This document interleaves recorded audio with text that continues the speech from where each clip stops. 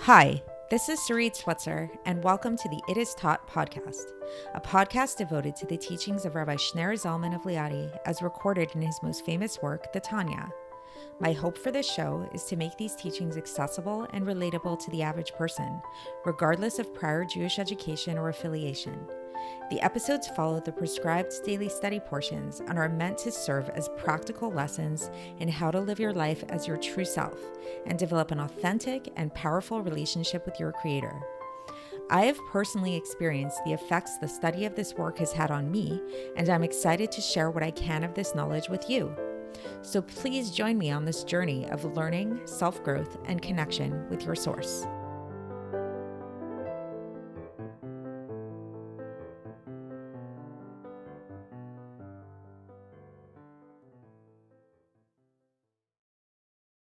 Hi, and welcome to the It Is Taught podcast. This is episode 57 for the 16th of Shevat in a leap year.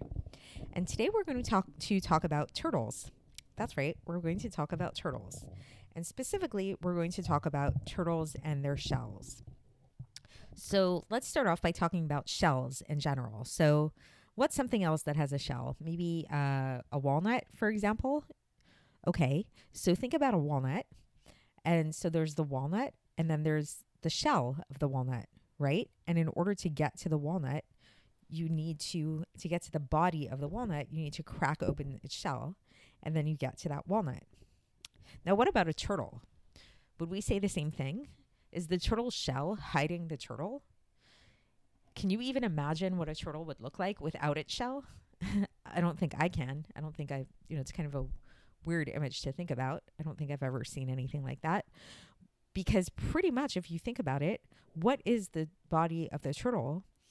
The body of the turtle is its shell. Its shell is its body. So why is this relevant, and what does this have to do with Tanya? So let's get into the text and see what the Alter Rebbe has to say. And what we'll see is that this metaphor of the turtle with its shell, which is actually something which comes from the Midrash, is actually a way that we can understand God and the way that he conceals himself from the world without really actually being absent. So if you remember last time, we spoke about this really hard to wrap our minds around paradox, where on an objective level, there is no difference between God and his creation, which manifests in God's speech. Yet where there is a difference is when it comes to our perception.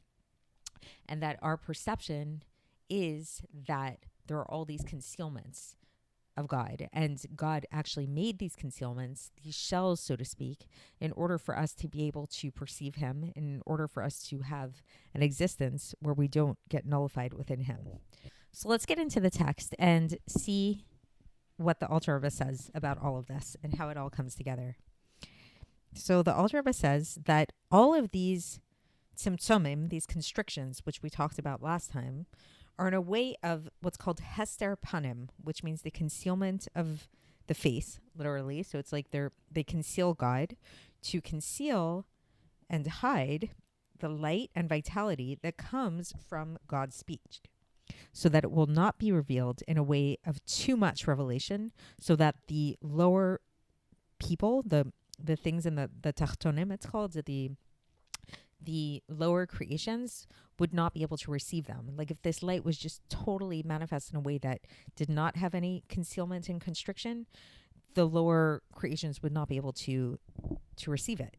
And thus, it also seems to them as if the light and the vitality of this speech from God, which is vested within them, it's as if it appears to us, if we have this perception that it's something separate from his essence and from who he is. And that it's just like something that comes out of him, like speech that comes from man. So basically, here I'm interjecting to just explain this a little bit. So we have this perception that God's speech is like man's speech, that the way that man's speech is when a person speaks, there's them and then there's what they say, and it's two separate things. So this is what we perceive of God. We perceive it that there's God and then there's what he speaks, quote unquote, meaning what he reveals to the world, and this is what creates the world. But this is just our perception. And then back to the text. So then it says, but in relation to God himself, there is no constriction and there is no concealment at all.